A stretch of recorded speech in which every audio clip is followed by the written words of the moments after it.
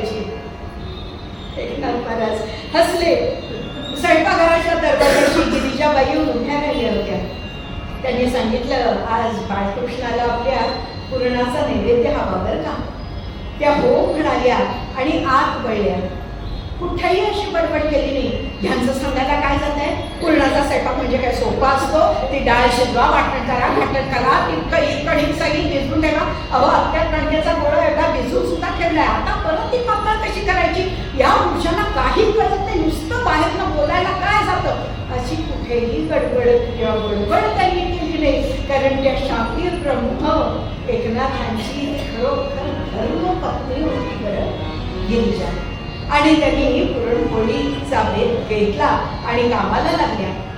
एकनाथ महाराज म्हणाले, वळा इकडे ये, नाव काय तुझं? गावबा. गावबा? बरं.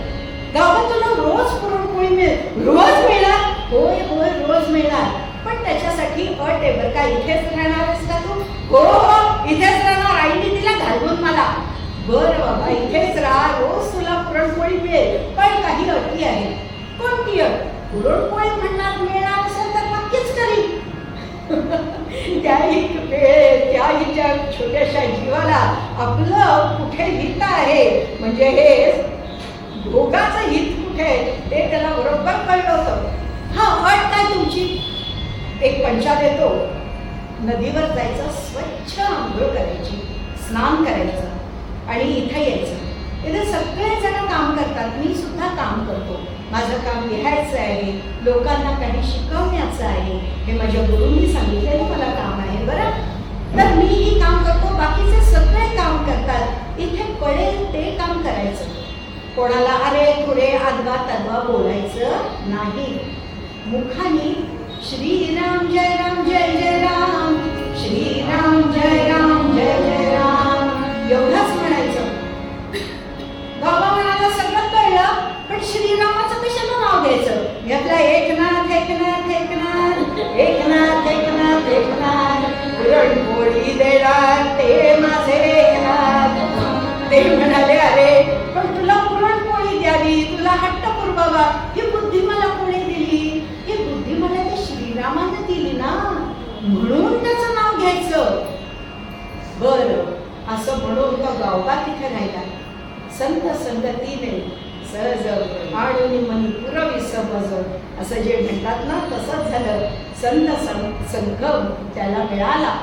त्याच्या चित्तवृत्ती हळूहळू हळू निवळल्या आणि अतिशय आज्ञाधारक आणि श्रवणामध्ये सगळं साठवून ज्ञान घेणारा असा तो उत्तम शिष्य, उत्तम विद्यार्थी नाथांचा तयार झाला. जेव्हा आळंदीला येऊन ज्ञानेश्वरी किंवा भावार्थ दीपिकेचं शुद्धीकरण जेव्हा झालं आणि एकनाथ महाराजांनी जेव्हा आळंदीची समाधी शोधून काढली, जी अरण्यात लपलेली होती, तेव्हा सुद्धा गावबा त्यांच्या बरोबर होता. महाराजांबरोबर त्याला सगळीकडे यात्रा घडल्या. केल्यानं देशाटन, समर्थांचं वचन आहे की नाही, केल्यानं देशाटन. बहु मैत्री होते, आपण वेगवेगळे प्रांत बघतो, लोकांची वागणं बघतो आणि आपण शिकायला लागतो. आणि रामाचं अखंड श्रीराम जय राम जय जय राम हे अखंड मुखामध्ये नाव दिलेलं आहे त्याच्यात. खरं म्हणजे एकनाथ महाराज हे नाथ पंथी दत्तात्रयांचा अनुयायांपैकी आहे. भक्ती त्यांनी श्री विठ्ठलाची केली, मग गावबाला श्रीराम जय राम जय जय राम का दिलं बरं? सद्गुरू असतात ना, त्यांना माहीत असतं आपल्या शिष्यासाठी श्रेयस काय आणि प्रेयस काय. आपल्या शिष्याचा कटोरा केवढा आहे, त्या मानानं त्याच्यामध्ये आपण ज्ञान होतावं हे त्या सद्गुरूला बरोबर माहिती असतं. हितावह आहे ते श्रीरामाचं नामच याच्या मुखामध्ये असावं. काशी दर्शन होऊन एकनाथ महाराज परत पैठणला आले आणि पैठणला आल्यावर त्यांनी ठरवलं, तुलसीदासांनी त्यांना विनंती केली होती की तुम्ही माझ्या रामावर काहीतरी लिहा ना, आणि म्हणून त्यांनी भावार्थ रामायण लिहायला सुरुवात केली. दररोज रात्री सगळेजण पैठणवासीय यायचे, शिष्य बसायचे, शिष्य लिहून काढायचे, महाराज भावार्थ रामायण सांगायचे.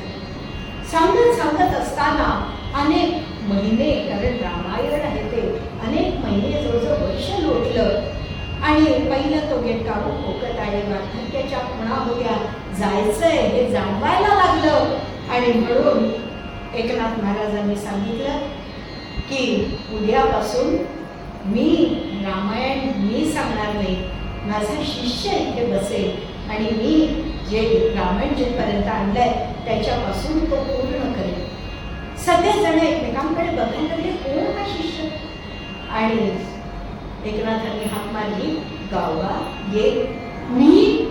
मी महाराज मी मूढ होते,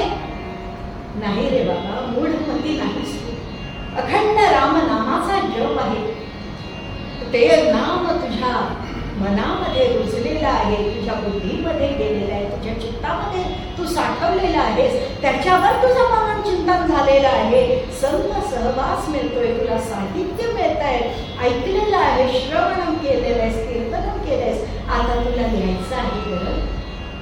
आणि विष्णू स्मरण ही तुझं पूर्ण झालंय, तर आता तू इथे बस. सगळ्यांना आश्चर्य वाटलं की काय होणार. दुसऱ्या दिवशी गावगानी नाथांच्या पायावर मस्तक ठेवलं आणि श्रीरामाला नमस्कार केला आणि त्या गादीवर येऊन बसला. आणि नाथांनी जिथे थांबवलं होतं तिथपासून त्यांनी रामायण सांगायला सुरुवात केली. तज्ञ मंडळी म्हणतात नाथ कुठे थांबले आणि गावगानी कुठे चालू केलं हेच समजत नाही. सद्गुरू कृपा असतेच, पण त्याबरोबरीनं महत्वाची खूण आहे आणि ते म्हणजे श्रीराम नाम. अहो राघवाची कथा आहे.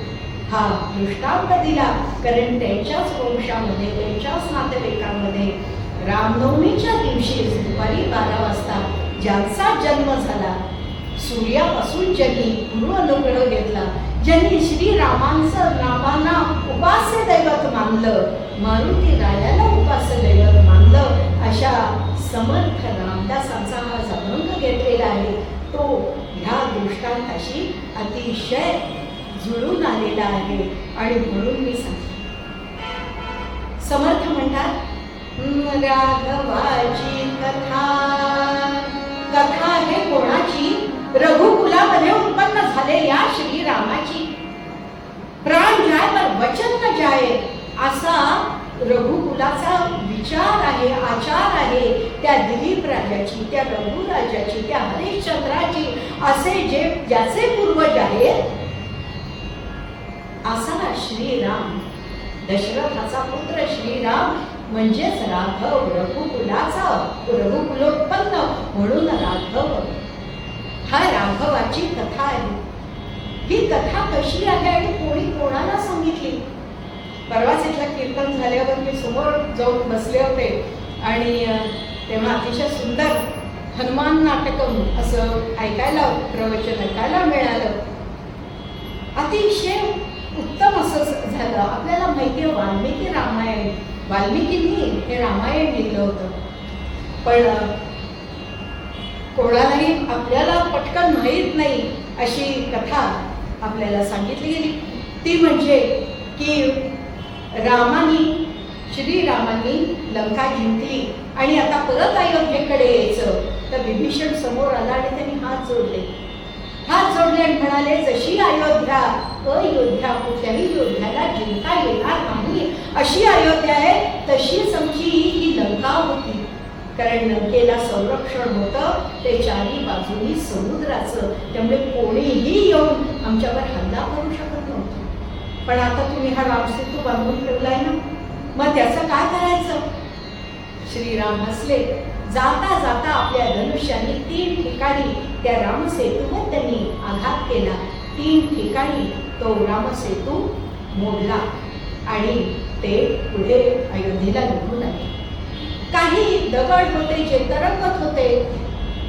अनेक युगांनंतरचा द्वापार युग म्हटलंच तरी हरकत नाही. अनेक युगा कारण चिरंजीव आहे मारुती राया, रामाची आठवण आली आणि म्हणून त्यांनी त्या शिला ज्या तरंगत होत्या त्या शिलांवर काहीतरी त्यांनी लिहिलं. ते म्हणजे हनुमान रामायण. रामायण कोणी कोणाला कधी कधी सांगितलं आहे. हे मोठी ही कथा आहे आणि अनेक प्रकारची रामायण झालेली आहे. या राघवाची कथा अनेक जणांनी सांगितलेली आहे. हा मारुती रायानं हे सारं आपल्या नखानं लिहिलं असा उल्लेख आहे. कारण चिन्ह हातोडा घेऊन नाही तर त्याची नख सुद्धा वज्राची होती. अशा मारुती रायांनी ते त्या शिलांवर रामायण लिहिलेलं होतं. आपल्याला माहिती आहे वाल्मिकींनी रामायण लिहिलं, तुलसीदासांनी रामायण लिहिलं, अनेक जणांनी रामायण लिहिलंय. शिवानी जेव्हा पार्वतीच्या कानामध्ये सांगितलं ते पहिलं रामायण आहे. काकशृंगींनी जेव्हा रामायण सांगितलं तेव्हा तेही एक रामायण आहे. रामायणाचे अनेक प्रकार, अनेक प्रकार आणि अनेक लेखकांनी अनेक काळांमध्ये लिहिले. अशी ही राघवाची सर्वांना मोह घालणारी कथा. मी एक शिक्षिका आहे, त्यामुळे तरुण मुलांशी, लहान मुलांशी माझे सारखे वार्तालाप होत असतात. ज्या दिवशी रामलल्लाचं मंदिराचं उद्घाटन झालं, सगळ्यांच्या डोळ्यांना गळगळ अश्रू वाहत होते. आनंदोत्सव आपण साजरा केला, कारण अनेक शतकांचं, 500 वर्षांचं स्वप्न आपलं पूर्ण झालं होतं. आमच्या रामरायाला जो झोपडीत राहायचा त्याला एक मोठा प्रासाद लाभला होता. आमचा रामलल्लाची स्थापना झालेली होती. ह्या आनंदात आपण सारे होतो. आणि त्या दिवशी मी रिक्षाने येत होते. रिक्षावाला म्हणाला, ताई एक विचारू का तुम्हाला, कारण मी सुद्धा अशीच नऊवारी नेसून त्या कार्यक्रमासाठी गेले होते, त्यामुळे त्याला वाटलं की ह्या बाईशी बोलावं. ताई, मला असा माझा मुलगा म्हणतो त्या रावणाला श्रीरामानं मारलं ते त्याची बायको मिळावी म्हणून, या रामाने आमच्यासाठी काय केलं? मी म्हटलं की काय असतं, आपल्याला जेव्हा आयुष्य कंठायचं असतं तेव्हा आदर्श काय आहे, आपल्या समोर कोणी परिमाण घालून दिलेलं आहे, कसं जगावं, कसं राहावं आणि कसं उत्तम मनुष्याच्या जन्माला येऊन आपण उत्तम मनुष्य, पुरुषोत्तम कसं व्हावं, हा धडा देणं हे रामाचं, श्रीरामाचं हे मोठं काम आहे, हे मोठं कार्य आहे. आणि कसं असावं, कशी नाती असावीत ही या रामायणामध्ये आहे. आणि आपल्या आयुष्यात जर आपल्याकडे सगळीकडे सगळ्यांना प्रेम हवंय, माया हवी आहे, एकमेकांसाठी काहीतरी करण्याची बुद्धी, सद्बुद्धी हवी असेल ना, त्यानं रामाचे भजावे. रामाच्या नामाने नुसतं काय होतं ते आपण पुढे सगळं बघूच या. पण अशी ही राघवाची कथा आहे. आणि ती कशी कथा आहे तर पतित पावन राम आहे. धौम्य ऋषी सांगत असे राम कथा पांडवा, धौम्य ऋषी सांगत असे राम कथा पांडवा, राम कथा पांडवा, राम कथा पांडवा. पांडव युद्धामध्ये हरले, वनवास नशिबी आला. सगळे जण वनवासात येऊन हताश होऊन बसले होते, करायचं काय. धौम्य ऋषी तिथे आले आणि म्हणाले, तुम्हाला माहिती आहे का, त्रेतायुगात असा श्रीराम गेला होता आणि त्याला सुद्धा ज्या दिवशी तो राज्यावर बसणार होता, त्याचा राज्याभिषेक होणार होता, त्या दिवशी त्याला वनवासात जावं लागलं. पण मनुष्याच्या जन्माला आला आणि मनुष्याप्रमाणे सुख दुःख हे दोन्ही भोगली अशा पुरुषोत्तम, मर्यादा पुरुषोत्तम श्रीरामाची कथा तुम्हाला सांगतो. आणि धौम्य ऋषींनी ह्या पांडवांना, धौम्य ऋषींनी रामकथा सांगितली. धौम्य ऋषी सांगत असे रामकथा पांडवा. पुढच्या ज्या वळी आहेत ना त्या अगदी सीताहरण वगैरे असं सगळं आहे, त्यामुळे मी त्या घेत नाही. पण मतितार्थ काय आहे, मुखडा काय आहे, धौम्य ऋषी सांगत असे रामकथा पांडवा. आणि हे ऐकल्याबरोबर त्या पांडवांच्या मनामध्ये असं स्फुरण पावायला लागलं. त्यांचं शौर्य जागृत झालं, त्यांचं वीर्य जागृत झालं आणि लढायला ते तयार झाले, तपश्चर्या करण्यासाठी तयार झाले. 13 वर्षांनी का होईना आपल्याला युद्ध करायचंय, त्या युद्धासाठी काय काय करायचं हे रामकथेतनं त्यांना कळलेलं होतं. आणि म्हणून ते उत्साहानं आणि शौर्यानं उभे ठाकले. त्यांचं मनोबल वाढवण्याचं काम रामकथेनं केलं. परत थोडीशी येते एडमॉन्टन, मराठी, एडमॉन्टन कॅनडा आणि नॉर्थ अमेरिकेची काही मुलं ज्यांना मराठी शिकावंसं वाटतं. मुलं आहेत 6वी, 7वी, 8वी ही मुलं आहेत आणि मातृभाषा मराठी आहे, पण तिथं मराठी कोणीच बोलत नाही. मी आली, मी गेली असं बोलतात. मी आले, मी गेले. मग हिंदी मिश्रित मराठी असं काहीतरी असतं. त्यांना एक दिवस म्हणजे त्यांच्या रविवारी किंवा त्यांच्या शनिवारी सकाळी 40 मिनिटाचा आमचा क्लास असतो. मी म्हटलं तुम्ही कार्टून्समधनं, कुठल्या आई आजी आजोबांकडनं, कोणाकडनं तरी पुस्तकावरनं तुम्ही ही रामकथा सगळी वाचाल, तुम्हाला रामाचं सगळी कथा जी काय असेल ना ती तुम्हाला माहिती मिळेल. पण मी आज तुमच्यासाठी चित्र आणलेली आहे आणि त्या चित्रावरनं आपल्याला काय रामाचे गुण लक्षात येत आहेत ते बघा. झूम असते मीटिंग, आणि म्हणून शेअर स्क्रीनला मी 2 चित्र त्यांना दाखवली.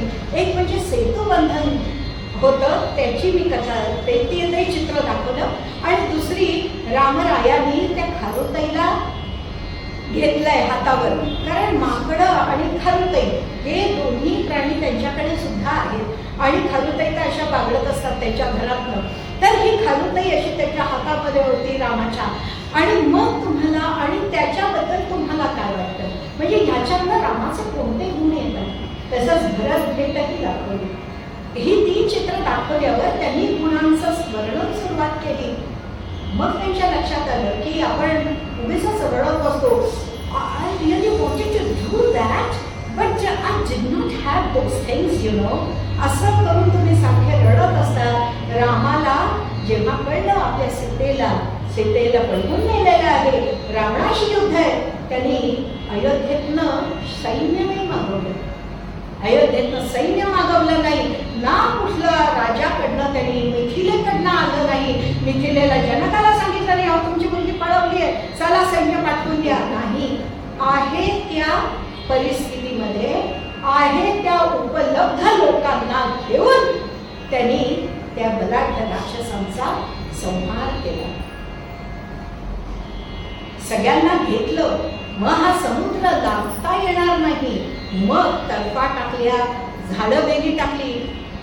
प्रत्येक याचा अर्थ लागत जातो आपण. सेतू बांधारे सागरी, सेतू बांधारे सागरी, सेतू बांधारे सागरी, सियावर रामचंद्र की जय. फेका झाडे, फेका डोंगर, दृष्टी झेंडीला रामा सागर. ओढावून बैल गटावर, ओढावून बैल गटावर, वळवावी ओर सैरले माठाला चढली. सेतू बांधारे, सेतू बांधारे, सेतू बांधारे सागरी, सेतू बांधारे सागरी, सेतू बांधारे सागरी, सियावर रामचंद्र की जय. फेका झाडे फेका गेली का, तर वेली आणि झाडांचा तर्फा बांधला आणि मग त्याच्यावर दगड ठेवले, अशी माहिती परवाच मला मिळाली. आणि मग गदिमांनी लिहिलेल्या त्या काव्यातल्या ह्या ओळी मला आठवल्या. तर असा हा रामसेतू बांधला. तर उपलब्ध असलेल्या गोष्टींमधून न रडत बसता परिस्थितीवर मात करून पुरुषार्थ गाजवणं, हे रामाचा गुण आम्हाला कळतो, हे राघवाच्या कथेमधनं कळतं. मग त्या खारुताईची गोष्ट काय, ती एवढीशी होती, आपल्याला माहिती आहे, काही ठिकाणी आहे काही ठिकाणी नाही, पण ती आपल्या छोट्याशा अंगाने माती कालवत होती आणि माती त्या दगडांना लिंपत होती. आणि श्रीरामांनी तिला हातात उचलून घेतलं.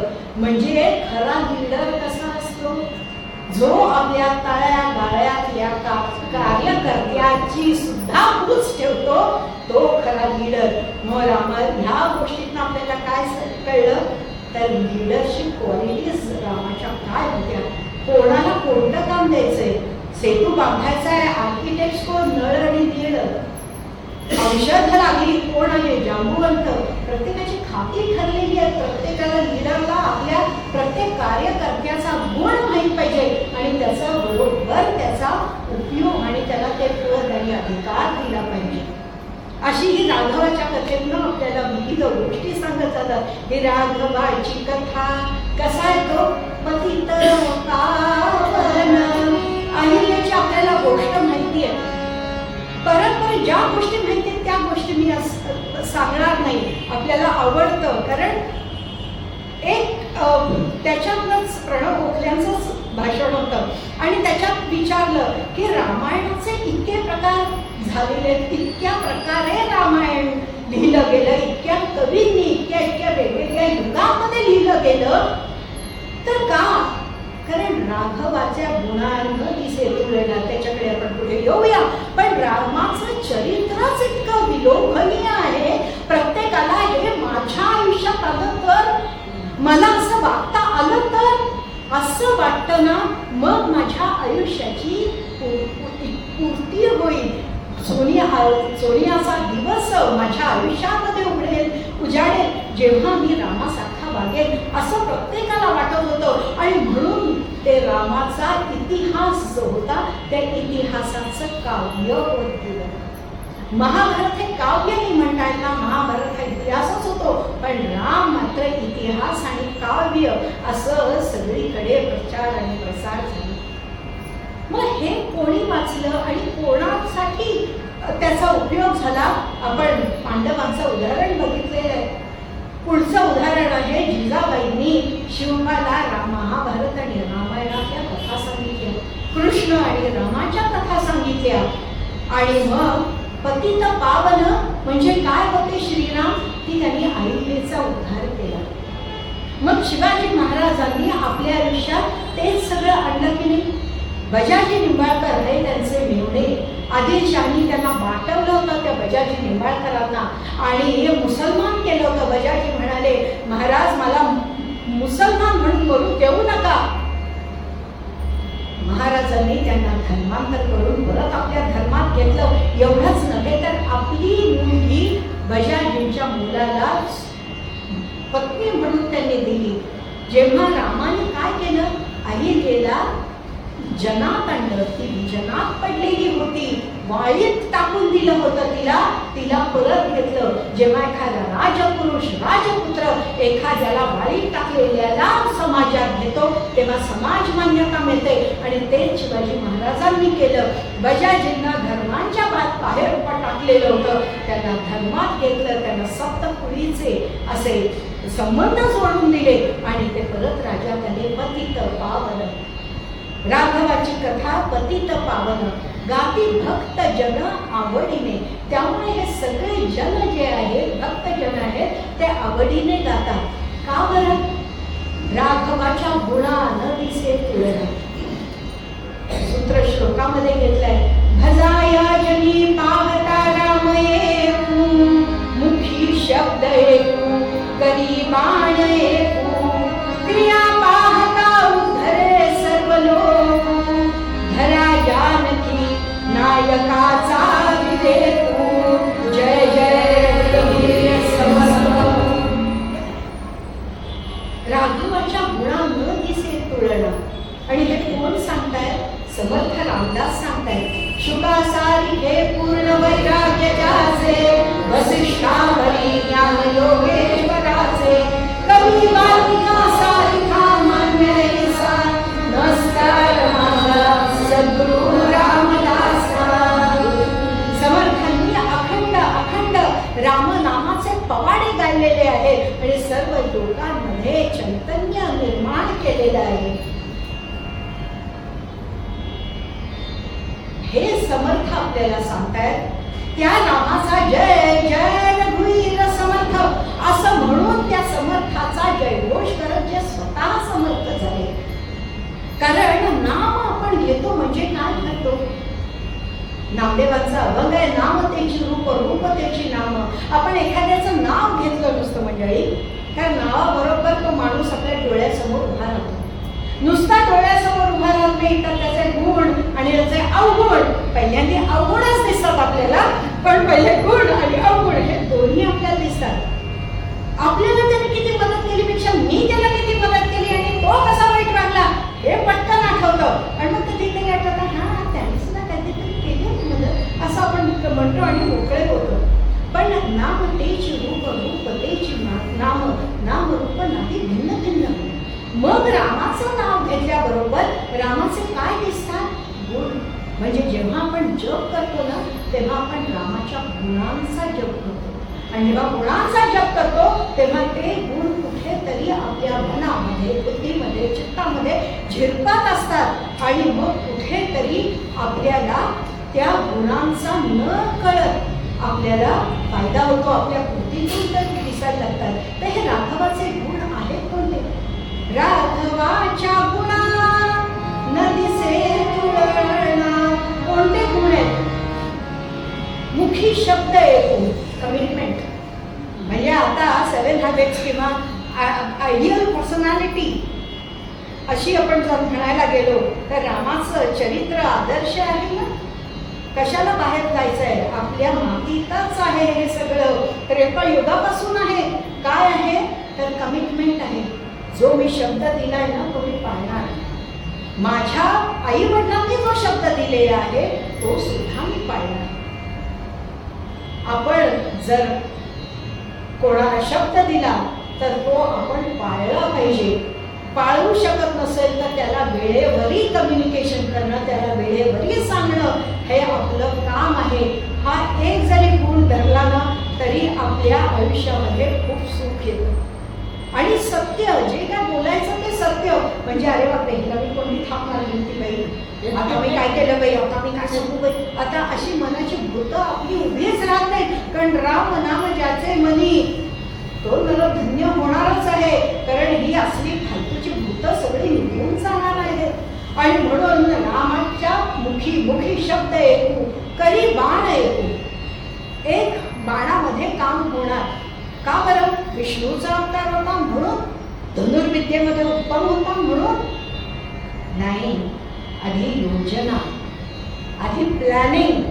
Those who plan to fail they plan to fail, they those who fail to plan they plan to fail. हे नक्की आहे. म्हणजे जे ठरवतात, जे प्लॅन फेल होतात, जे कधी प्लॅनिंगच करत नाही त्यांची फजिती ही नक्कीच आहे. पण जे प्लॅनिंग करतात, जे नियोजन करतात, त्यांचं ते कधीच फेल होत नाही, ते कधीच चुकत नाही किंवा त्यांची कधी फजिती होत नाही. साधा आपल्या घरातला समारंभ असेल 2 दिवसांनंतरचा, आपलं केवढं तरी नियोजन चालू असतं. कोणती साडी नेसणारे, कोणते दागिने घेणारे, कोणाला मी काय देणारे. आता संक्रांतीचं हळदी कुंकू झालं तर त्याच्यामध्ये मी कोणाला काय देणार आहे. मग त्याच्या आधी रविवार पेठेत जाईन का अजून 10 ठिकाणी जाऊन चौकशी करून येईल, हिनी काय दिलं, तिने काय दिलं, तिने काय दिलं, माझं कसं देणं वेगळं असेल, ह्याचा सगळा विचार करून एवढं ते प्लॅनिंग करतो.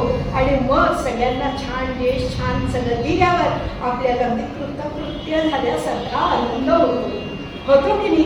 का? कारण नियोजन आहे. राम आणि रावणाचं युद्ध सुरू होणार होतं. सैन्य एकमेकांसमोर ठाकलेलं होतं आणि तिकडचेही हेर इकडे येत होते, सैन्याची पाहणी करत होते. रामाचे काही हेर तिथे जात होते आणि बघत होते. सुग्रीव सुद्धा असाच त्या शत्रू पक्षामध्ये गेला होता आणि सगळी टेहळणी करत असताना त्याला रावण समोर दिसला आणि इतका त्याचा संताप अनावर झाला की सुग्रीव रावणावर चालून गेला. रावण बलाढ्य होता, त्यांनी 4 मुलींचित केलं आणि सुग्रीवाला पाठवून दिलं. श्रीरामाने बघितलं आणि श्रीरामाने विचारलं, सुग्रीवा साहस हे कसं आहे? आधी योजना मग कार्यवाही आहे. कोणावर चालून जातोय? युद्ध सुरू व्हायच्या आधी सेनापतीच मात खाऊन आलेला आहे. हे सैन्याच्या मनोबलाचा काय विचार आहे? तू काय त्याच्यावर काय परिणाम होईल हा विचार केलास का?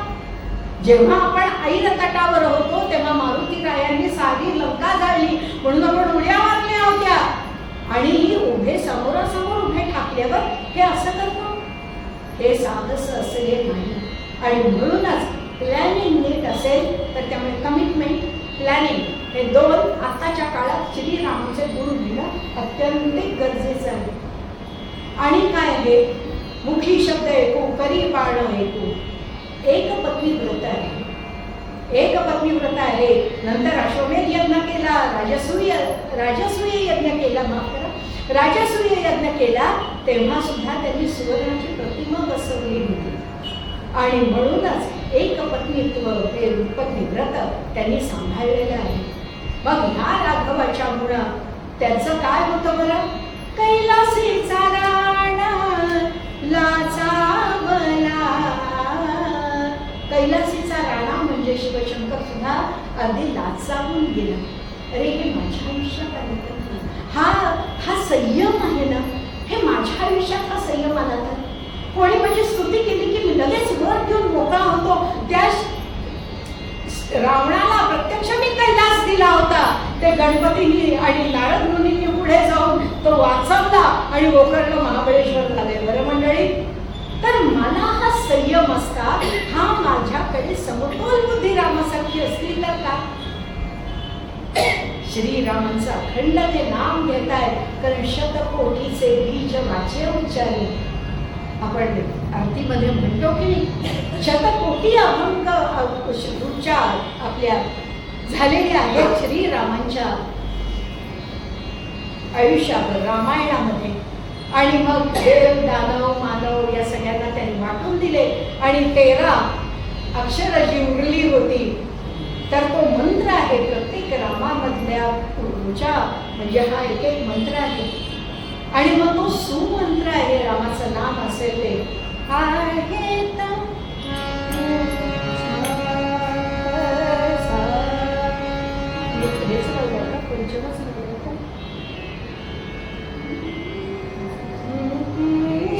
आहेत मंत्र पुष्कळ, आहेत मंत्र पुष्कळ.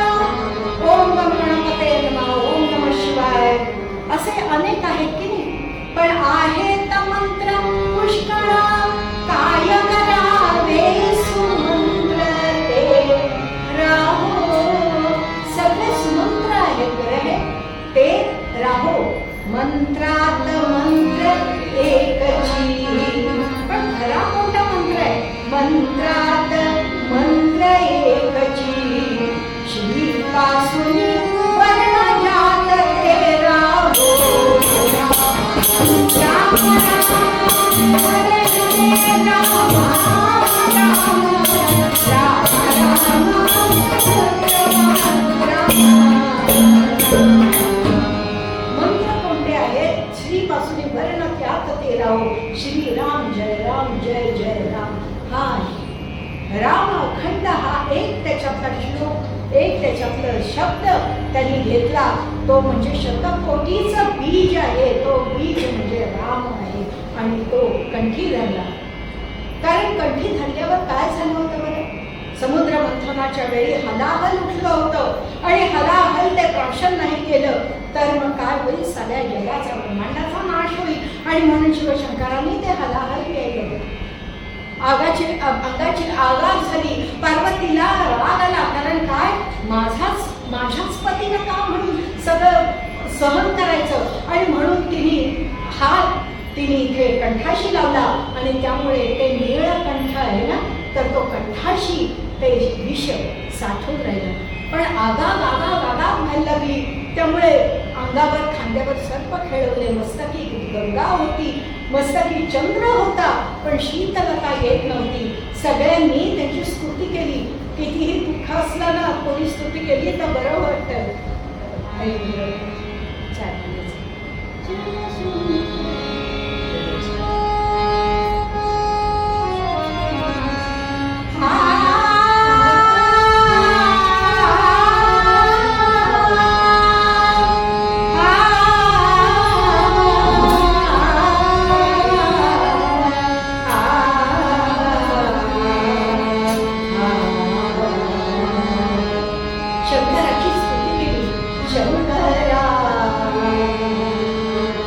Jaya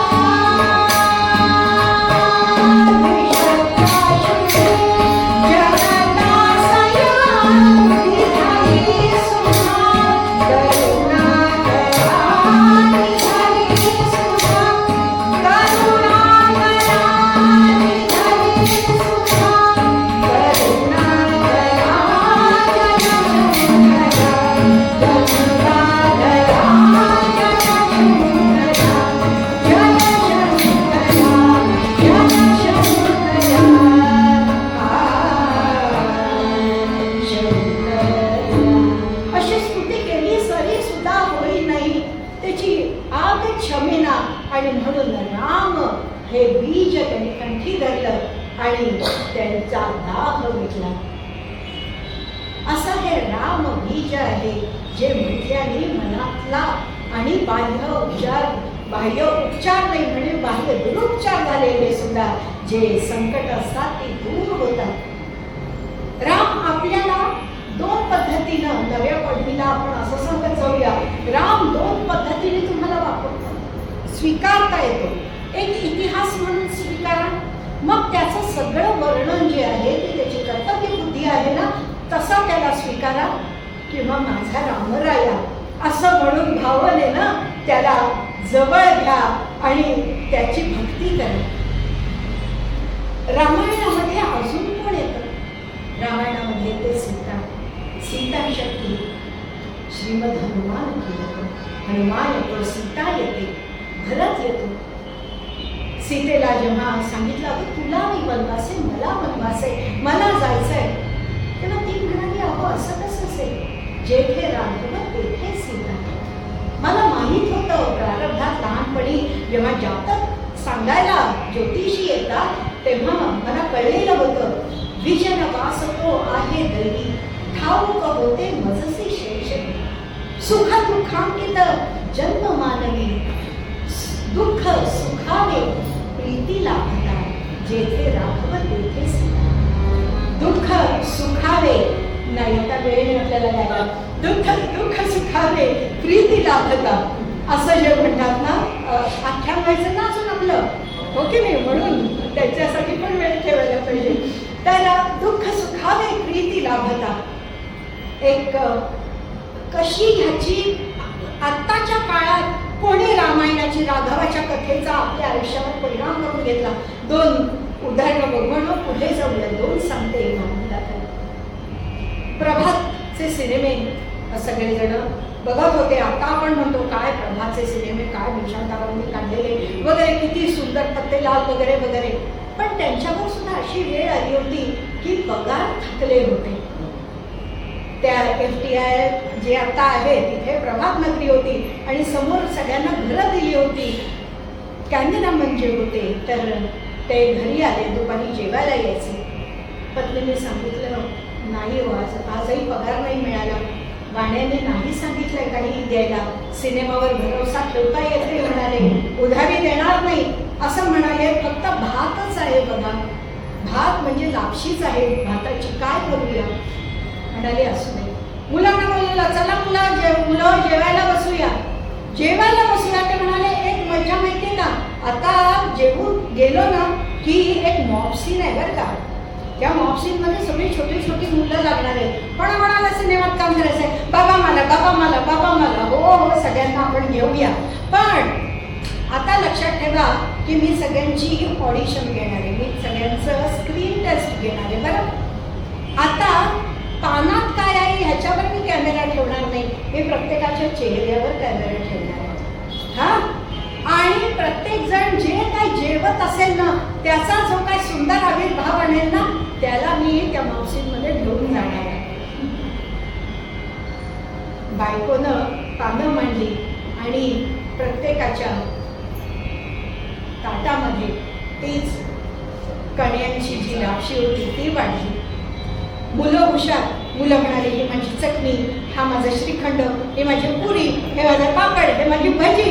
आणि मुलांनी तेच काय पापड, सुंदर पापड, काय तळतळ, आई किती छान, काय चटणी, अरे कैरी घातली, वा वा वा, काय श्रीखंड, आता मी बासुंदीचा भुणका मारतो, असं म्हणत म्हणत म्हणत ह्या सगळ्या मुलांनी जेवण केलं आणि आनंदात उठले. पण त्या दिवशी खरंच मॉब सीन होता, कारण कमिटमेंट मुख्य शब्द आहे आणि सगळ्या मुलं पास झाली आणि म्हणून तिथे त्या मॉब सीन मध्ये गेली. पण दुःख सुखाले प्रीती लाभता, जेथे राघव तेथे सीता, हे रामायणात नाही. स्वयं श्री राम प्रभू ऐकती गीत रामायण सुरू होणार होतं आकाशवाणीवरनं. आणि त्या आकाशवाणीचा असं झालेलं होतं की आकाशवाणी मुंबईमध्ये विलीन करायची, पुणे आकाशवाणी, अशी वेळ आलेली होती. आणि म्हणून सीताकांत लाड जे होते त्यांना वाटलं की नाही, हे असं होता कामा नये, आणि म्हणून त्यांनी गळ घातली आणि रामायण, गीत रामायणाचा जन्म झाला. आपल्याला ही कथा सगळ्यांना माहिती आहे की कागद हरवला, स्वयं श्रीराम प्रभू ऐकतीचा कागद हरवला आणि गदिमांना कोंडून घातलं आणि त्यांनी मग भराभरा लिहून त्यांनी दिलं, हे आपल्याला माहिती आहे. पण दुसरी कथा माहिती नाही. आता कागद मिळाला, चाल बसली आणि आता स्टुडिओ जायचं, त्यावेळी लाईव्ह व्हायचं. बरं, तेथे रेकॉर्डिंग करा आणि मग लाईव्ह लावतायत असं नाही, लाईव्ह व्हायचे कार्यक्रम. सगळेजण आपल्याला आता रामानंद सागरचं गीत आपण रामायण बघितलंय, सुनसान रस्ते, टीव्हीला हार, फुलं, उदबत्त्या, नैवेद्य असं सगळं असायचं. तर तसं रेडिओला होत होतं. बरं, आणि सगळे पुरुषोत्तम जोशांचा आवाज आणि सुधीरजींचं गाणं आणि सगळे उत्सुकतेनं बसले होते. आणि पाऊल टाकणारा स्टुडिओ होता, आता लाईव्हला जायचं. आणि फोन आला सुधीर फडक्यांना की त्यांच्या मुलाचा डिप्थेरिया म्हणजे घटसर्प झालेला आहे आणि त्याला ससूरमध्ये ICU मध्ये दाखल केलेलं आहे. आई तिथे गेलेली आहे, पण मुलाची ही बातमी ऐकल्यावर तगमग झाली आयुष्याची. ते म्हणाले, आता जर मी पाय मागे घेतला तर रामाचं नाव घेण्याचा मला अधिकार तरी आहे का हो? आणि शांत चित्ताने श्रीराम असं म्हटलं आणि जाऊन बसले आणि गाण्याला सुरुवात केली. गाणं झालं आणि मग धावत धावत गेले. जे काही असेल ते राम बघून घेईल इतका विश्वास रामावर ठेवला. रामाचं गाणं गातोय, मग सत्य बोलायला पाहिजे, कमिटमेंट व्हायला पाहिजे, आपल्या हातनं झालीच पाहिजे, भावाभावांचं प्रेम असलं पाहिजे, आपल्या कुटुंबियांसाठी करणं असलं पाहिजे. आणि जो धर्म स्वीकारला आहे, राजधर्म, तो राजधर्म स्वीकारला आहे. आणि म्हणून त्या राजधर्म पाळण्यासाठी प्रसंगी आपल्या प्रिय पत्नीला सुद्धा तिचे डोहाळे पुरवण्याच्या दिशेनं वाल्मिकीच्या आश्रमात सोडून आले पाहिजे.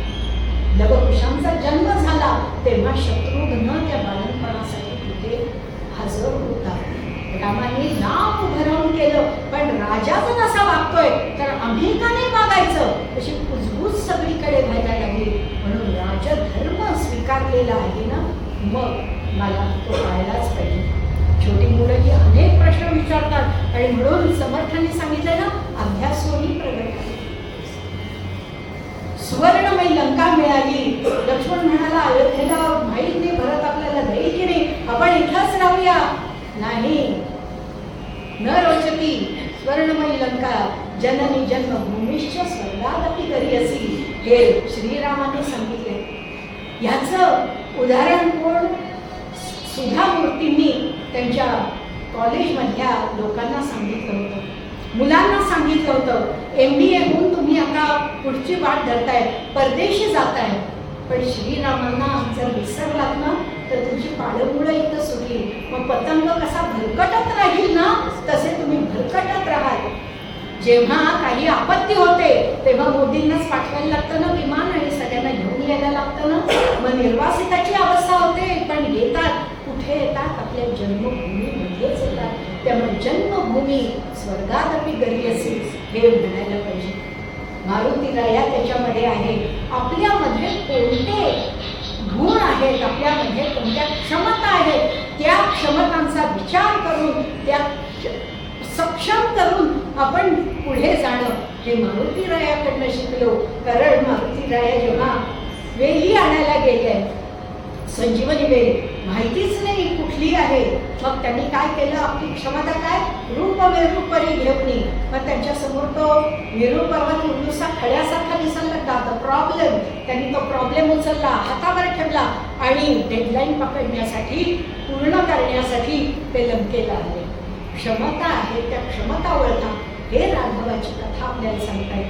कोण सांगतायत? समर्थ सांगतायत. देवाचे मंडळ, भक्तांचे भूषण, सर्व देवतांना ज्या रावणाने बंदिवासात ठेवलं होतं त्या सर्वांना त्यांनी सोडवलं. धर्म संरक्षण रामायक. धर्म म्हणजे कर्तव्य, आणि कर्तव्याचं रक्षण करणारा श्रीराम आहे, तो श्रेष्ठ आहे. अशा या श्रीरामाला आदर्श म्हणून, इतिहास म्हणून तुम्ही सामोरे जा, किंवा भक्तिभावानं त्याच्या चरणी लीन व्हा. एकच आहे. पद्य जे घेतलं होतं आपण आख्यान भागामध्ये, काय भक्ताची कथा ऐकूया. राघवाची कथा पतित पावन राघवाची कथा पतित पावन आदि भक्तजाला आवडीने आदि भक्तजाला आवडीने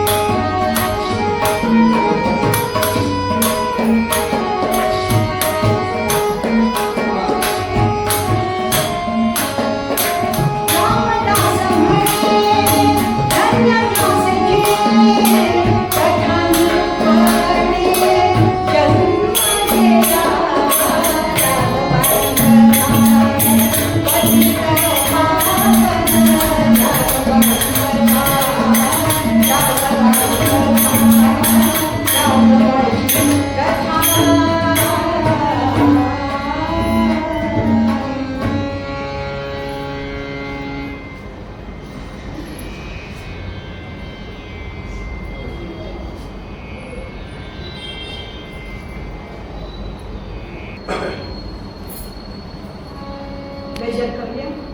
रघुपती राघव राजा राम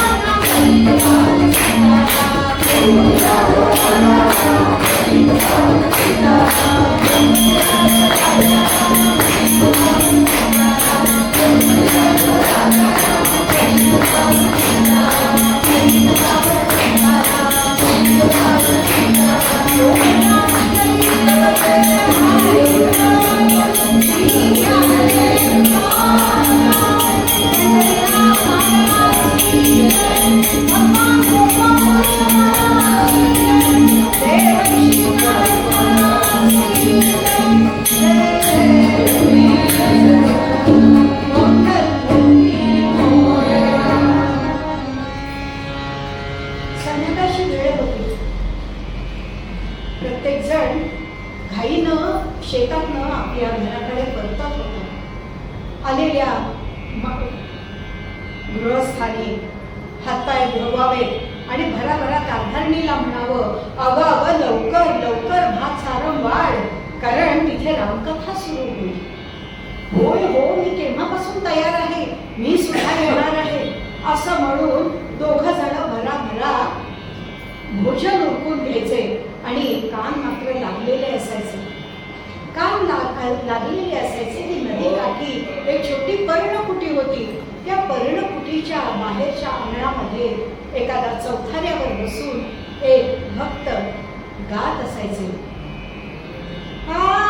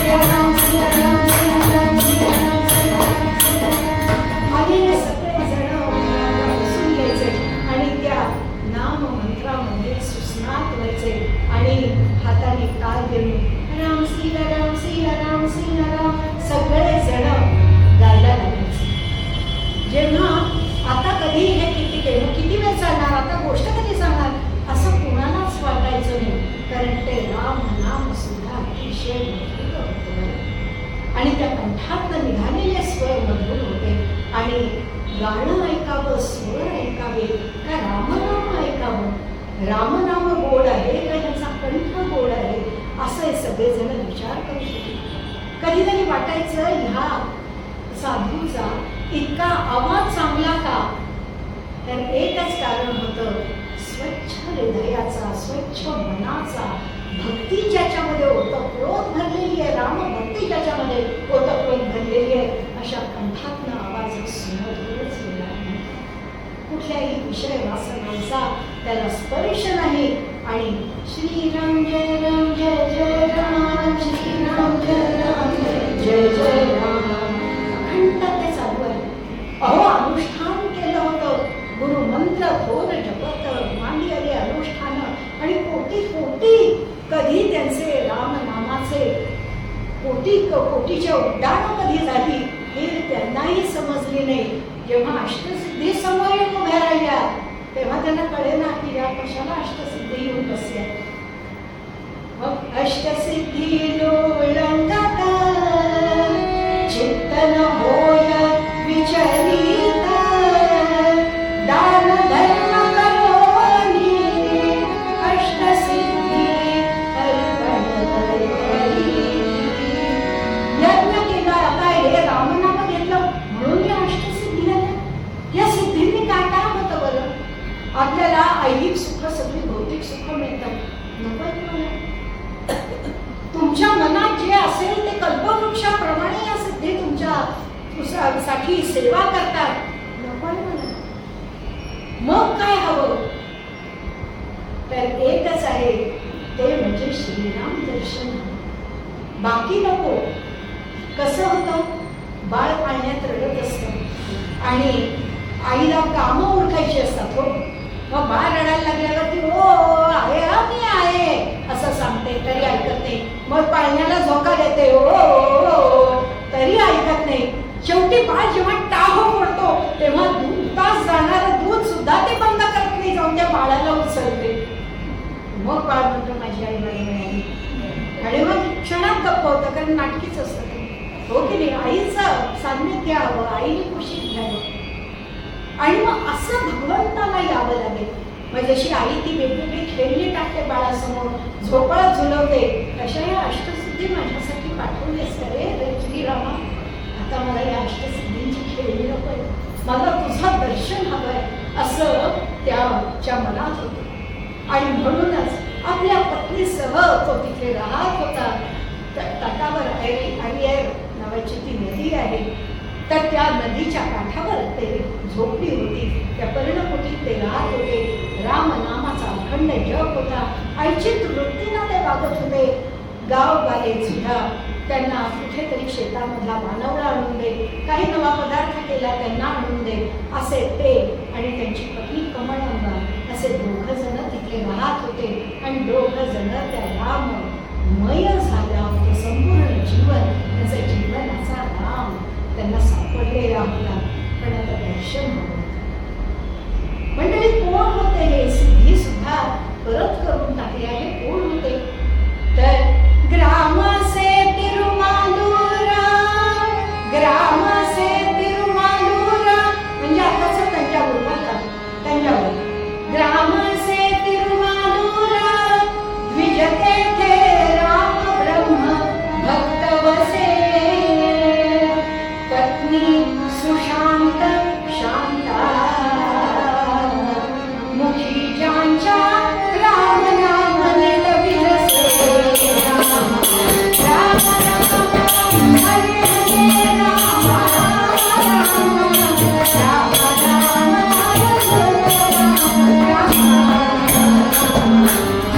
तिरुवालूर तंजावूर या गावामध्ये राम ब्रह्म आणि त्याची पत्नी शांता, सुशांताची सुशांत होती, शांता होती, अशी दोघं जण दाम्पत्य तिथे राहत होते. त्यांना 2 मुलं होती, जयेश आणि रामनाथ ही. पण ते जयेश आणि रामनाथ यांचं मात्र आपल्या वडिलांच्या धंद्याकडे, पिढीकडेच लक्ष, आणि राम किंवा भगवान भक्ती वगैरे वगैरे असा कुठे त्यांचा कल सुद्धा नव्हता. अखंड राक्षसी वृत्ती होती. हे मला हवं, ते मला हवं, माझं नसलेलं सुद्धा मला हवं, अशी जी राक्षसी वृत्ती असते ती त्या दोन्ही मुलांची होती.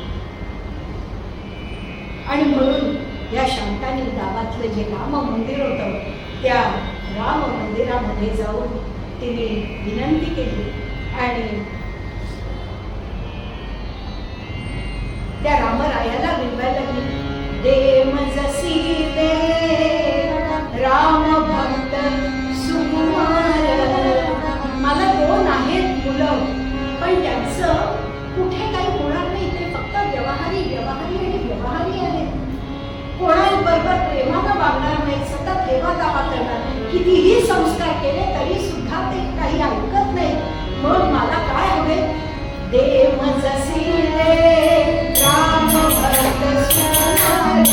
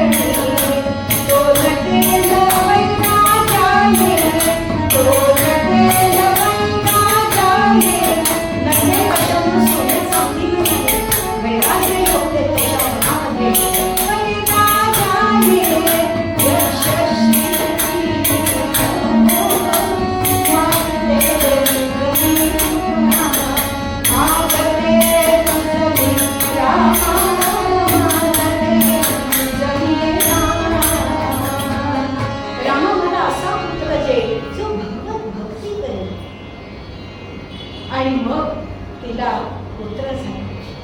त्या गर्भारपणी सुद्धा ना अखंड एकांत असावं, अखंड रामनाम घ्यावं, रामाची भक्ती करावी असं तिला मनापासून वाटत होतं. हातून कुठलीही चूक घडू नये म्हणून ती काटेकोर जपत होती. कर्तव्यामध्ये कुठेही कसूर होता कामा नये अशी एक कर्तव्य कठोरता, धर्म भावना तिच्या मनामध्ये रुजत होती. त्या गर्भाचेच हे परिणाम आहेत हे तिला जाणवत होतं. पुत्र जन्माला आला.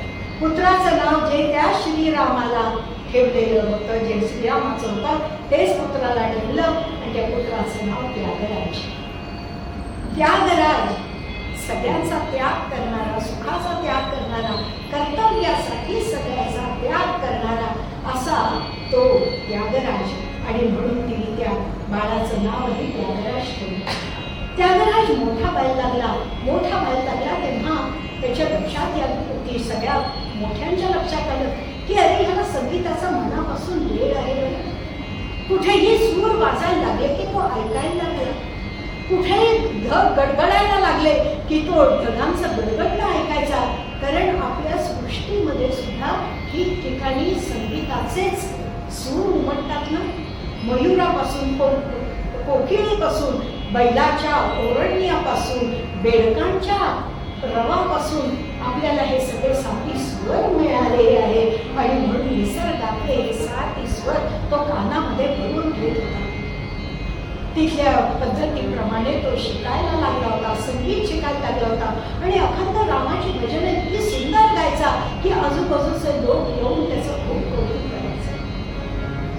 मोठा व्हायला लागला, त्याचं विवाह करून दिला तरी संसारात लक्ष नाही. अखंड रामायण सांगावं, रामाच्या कथा सांगाव्यात, राम भजनी तल्लीन व्हावं असं त्या त्यागराजाचा दिनक्रम चालू होता.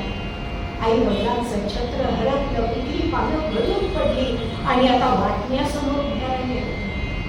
गावातले सगळे पंचायतन बोलवलं आणि सगळे पंचमंडळी येऊन वाटण्या सुरू करायला लागले. हे पितळी भांडी एवढी, सोन्याची भांडी एवढी, चांदीची भांडी एवढी. आता हे पंचायतन, हे देव यांचं काय करायचं? राम लक्ष्मण एका बाजूला राहते, सीता हनुमान एका बाजूला राहते. नाही त्याचा जीव कळवळला. असं कसं तुम्ही वाटणी करता, देवांची वाटणी करता? अरे पण मग तिघांमध्ये काय? तू घे राम, तू लक्ष्मण घे, तू भरत घे, तू शत्रुघ्न घे, तू सीता घे, तू मारुती. नाही, हे सगळे एकत्रच असायला पाहिजे. आणि मग त्यांनी सांगितलं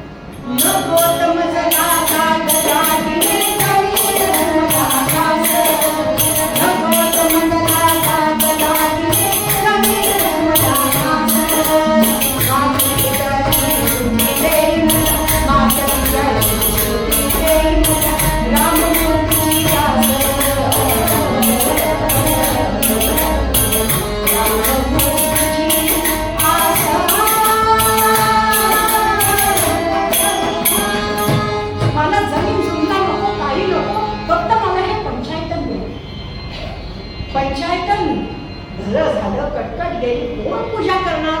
आणि बघा सगळं त्यांनी सांगितलंय, मला जमीन चुमलं आणि काही नको. आणि म्हणून त्यांनी काय केलं, त्यांनी त्याला आणि त्याच्या बायकोला ते ग्रामपंचायत घेऊन घालवून दिलं आणि त्याच्या नावचं जे होतं ते दोघांनी जय श्री रामनाथांनी वाटून घेतलं. त्यागराज नदीकाठी याला एक पर्णकुटी बांधली आणि त्याच्यामध्ये तो राहायला लागला. त्याच्या पत्नीचं निधन झालं, पण तो त्याचबरोबर त्याला गुरु अनुग्रह मिळाला आणि हा कोटी रामनामाचा त्याचा संकल्प पुढे झाला आणि सिद्धी सुद्धा आल्या होत्या, त्याही त्यांनी विसर्जन करून टाकल्या. इतका आनंद झाला की तिथल्या एका ब्राह्मणाने आपली कन्या कमळांबा त्याला अर्पण केली आणि कमळांबाने त्या राजाचा संसार चालला. अष्टसिद्धींचं सुद्धा दान केलं, अग्नीमध्ये टाकून दिल्या त्यांनी. हे जेव्हा ऐकलं तेव्हा सर्वऋषी राजे जे तंजावरचे होते ते नजराणा घेऊन आले. जसे तुकाराम महाराजांना शिवाजी महाराजांनी नजराणा पाठवला तसा नजराणा घेऊन आले. ही बातमी आल्याबरोबर जय श्री रामनाथ पुढे झाले आणि म्हणायला लागले, आम्ही त्याचं लक्ष नाही हो व्यवहारामध्ये, आम्ही लक्ष घालतो ना, आम्ही काम करतो, आम्ही त्याच्यावर लक्ष करतो, आमच्याकडे तुम्ही आमच्या ताब्यात द्या. त्यागराजाकडे व्यवहार असा भौतिक व्यवहार नव्हता, पण कर्तव्य कठोरता त्याच्यामध्ये होती आणि त्यांनी राजाला सांगितलं हे सगळं परत घेऊन जावं. हे परत घेऊन जा म्हणून सांगितल्याबरोबर त्यागराजाने सांगितलं ह्या साऱ्या संपत्तीचा तुम्ही जे सत्पात्री असतील त्यांना तुम्ही ते दान करा, श्रीरामांची मंदिरं उभारा आणि हा सगळा जो धन आहे संपत्ती आहे ती तुम्ही त्याच्यासाठी वापरा. नजराणा परत गेल्यावर ह्या जय श्री रामनाथला अतिशय चीड आली आणि त्यांनी रामपंचायत या रामामुळे हा असा बनलेला आहे, विरागी बनलेला आहे असं त्यांच्या लक्षात आलं आणि त्यांना वाटलं आणि म्हणून ते रामपंचायतांची मूर्त्या उचलल्या आणि डोहामध्ये नदीच्या डोहात टाकून दिल्या. डोहात टाकून दिल्यावर त्यांना अतिशय वाईट वाटलं. डोह असा होता, मरणकाळ डोह होता, आत उतरला की माणूस परत येणारच नाही. मग मूर्ती कशा? तिथेच ते ठाण बांधून बसलेले डोहाजवळ आणि टाहोट बोलताय, एका समजा एका विसावा एका वारतरी राम विसावा राम विसावा हे श्री रामा हे घनश्यामा रूप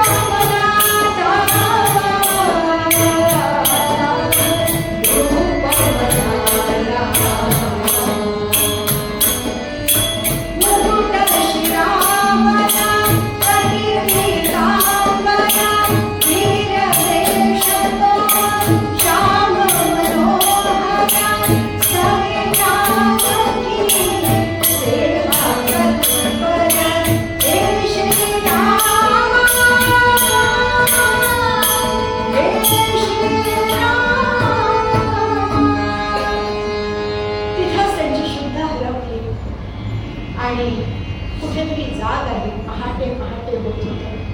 स्नान करून ते आपल्या पर्णकुटीत आले. रिकामं पंचायतन होतं, पंचायतनाची जागा होती, तिथे बसले आणि आपल्या दिनचर्येला रामनामाला आळवायला त्यांनी सुरुवात केली होती. आणि तेवढ्या दार वाजलं. दार वाजल्यावर कमळांबा होती. ती म्हणाली मी बघते ना, आणि म्हणून त्यांनी दार उघडलं आणि दाराच्या आडच ती उभी राहिली. त्यागराजांनी बसल्या जागेवरनं बघितलं तर दोन सुकुमार होते आणि त्यांच्या खांद्याला धनुष्य होतं आणि मागे एक वृक्षावर होतं.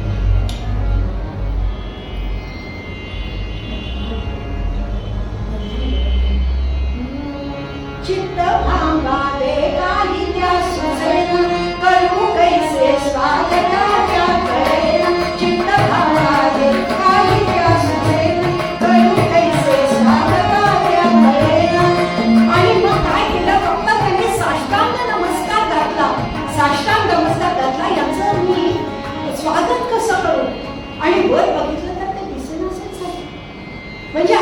काही दाराशी येतो आणि काही सेवा न घेता परत जातो, म्हणजे गृहस्थाश्रमाला हा पट्टा आहे. हे जर दोष झाला तर श्रीरामाला अंतरतात, म्हणून यांच्या दोघांची व्याकुळता वाटली. श्रीरामाचा जप आणि श्रीरामाची आराधना त्यांनी आणखी खडतर केली. आणि परत पहाटे पहाटे झुंजून उठू असताना दरवाजा वाजला. त्याने दार उघडलं आणि एक वयोवृद्ध तपस्वी आले. त्यांनी त्या वयोवृद्ध तपस्व्याला आता जो कोण अतिथी येईल त्याला जाऊ द्यायचं नाही म्हणून त्या दोघांनी त्याचे पाय घट्ट धरले. तपस्वी म्हणाला, अरे मी आत येऊ ना, ऐके घट्ट पाय धरले, मी पडेल ना, असं काय करताय? नाही नाही म्हणजे तुम्ही आत या.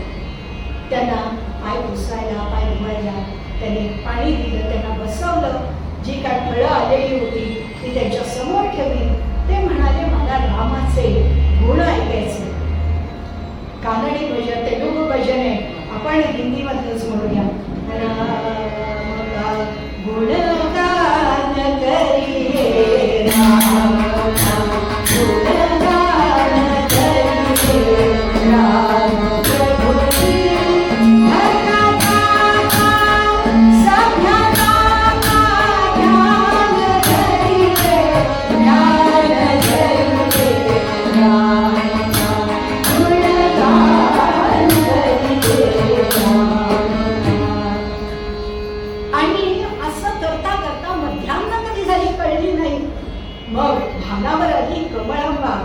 दुपारची वेळ तिला सांभाळायची असेल. ती म्हणाली, यतीवर तुम्ही जरा स्नान करून येता का, मी पानं घेते. यतीवर अतिशय तृप्त होते, उठून म्हणाले, मी स्नान करून येतो. त्यांनी दोघांनी पानं घेतली, काकबळी वगैरे सगळं ठेवलं आणि वाट बघत बसले. तर यतीवर परत आलेच नाही. हा दुसरा अपशकुन झाला गृहस्थाश्रमाला. आलेला अतिथी विन्मुख जातो. संपूर्ण गावामध्ये, संपूर्ण नदी तीर पालथा घातला, पण ते यतीवर कुठे सापडलेच नाही. आता मात्र हे प्रमादाचं कसं क्षालन करायचं असं त्यांना वाटलं. आणि म्हणून दोघांनी त्या श्रीरामासमोर बसकण मारले. त्या रिकाम्या पंचायतांना समोर ते बसलेले त्या स्थानासमोर आणि अन्न पाणी न घेता अखंड रामाचा जप करतात, रामाचा जप करतात. हे सगळं होत असताना अनेक दिवस गेले, राणी यायला लागली आणि तिथेच दोघजण विशुद्धावस्थेत पडले. स्वप्नामध्ये नारद मुनी आले आणि नारद मुनी म्हणाले, अरे त्यागराजा, हा काय वेडेपणा. जेव्हा दोघजण धनुर्धर दिसले होते ते राम, लक्ष्मण आणि वसिष्ठ होते, तुझ्या लक्षात कसं आलं नाही? श्रीरामांनी दर्शन दिले तुला, यापुढेही होणार आहे दर्शन. आणि तो वृद्ध होतो, तो मी होतो. अरे मला ही तुझी भात आणि रसम करायचं आहे काय? मला हवी होती ती संगीत दीक्षा, आणि ती संगीत दीक्षा देऊन तुम्हाला तृप्त केलेलं आहेस. आणि हे तृप्त तू केलेलं आहेस म्हणून तुला प्रसाद ठेवलेला आहे. स्वरार्णव नावाचा ग्रंथ ठेवला आहे. तुझं काम फक्त राम, तुझं इच्छित आणि इप्सित हे फक्त रामदर्शन नव्हे, तर राम भक्तीचा प्रचार आणि प्रसार करणं, भारतीय संगीताचा प्रचार प्रसार करणं हे तुझ्या हातात आहे. आणि ते कर्तव्य रामाचं कर्तव्य म्हणून तू कर. त्यावेळेला भानावर आले. स्वरार्णव तो ग्रंथ दिसला, राग रागिण्या होत्या त्याच्यामध्ये आणि त्यांनी अनेक राग रागिण्या रचल्या. कर्नाटक संगीताचे पितामह म्हणून त्यागराजांची ओळख आहे. आणि त्यांनी हजारो हजारो रचना केल्या आणि सगळ्या श्रीरामांवर आहेत, रामायणातल्या त्या रचना आहेत. आणि त्यांनी त्या सगळ्या लोकांमध्ये प्रचार आणि प्रसार केला आणि उत्तम रचना केल्या, कीर्तनं केली. असे हे त्यागराज. आपल्याला आपण म्हणतो ना की तुका म्हणे एका जनार्दनी बाबा रुक्मादेवी बरो, असं म्हणलं की ती त्यांची रचना हे आपल्याला कळतं. तर शंकराभरणमधलं एक गीत होतं, तर त्याच्यामध्ये त्यागराज असं होतं, हृदयमय. मला वाटलं ते त्यागराज म्हणजे त्या मीच हे रचलेलं आहे. आणि कारण त्याच्या आयुष्याचा पट त्या गीतामध्ये आहे. म्हणून मी समर्थांनी काय सांगितले, अभ्यासोनी प्रगटावे. आणि म्हणून मी तेलुगू लोकांनाच याचा विचारलं. ते म्हणाले नाही, त्यागराज हृदयमय म्हणजे ज्या त्यागराजाचं हृदय अतिशय लोण्यासारखं मऊ आहे आणि स्वच्छ आहे अशा त्यागराजाचं वर्णन करणारं हे पद आहे. 2 मिनिटं चालेल.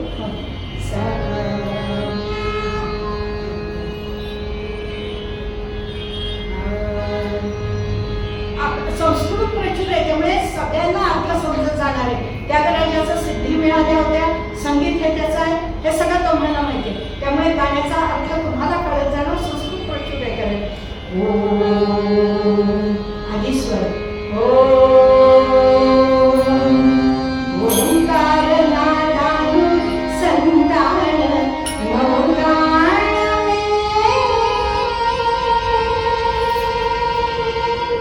शंकराभरण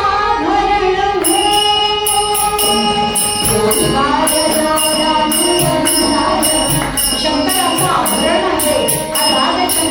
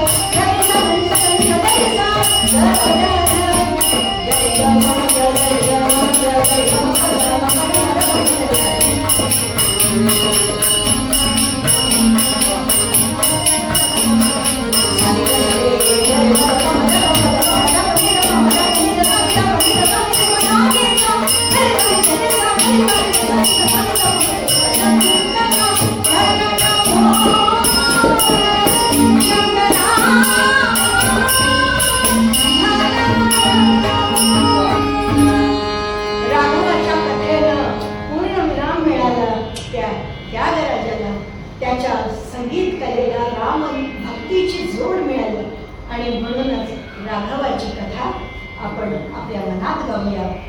राघवाची कथा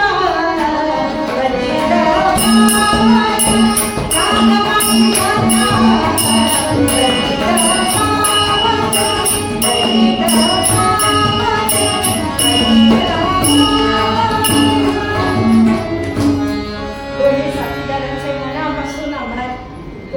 तुमचे आभार. मला 5 मिनिटं वाढवून दिली तेवढे तुमचे आभार. दान देवा देवा तुझा विसरावा.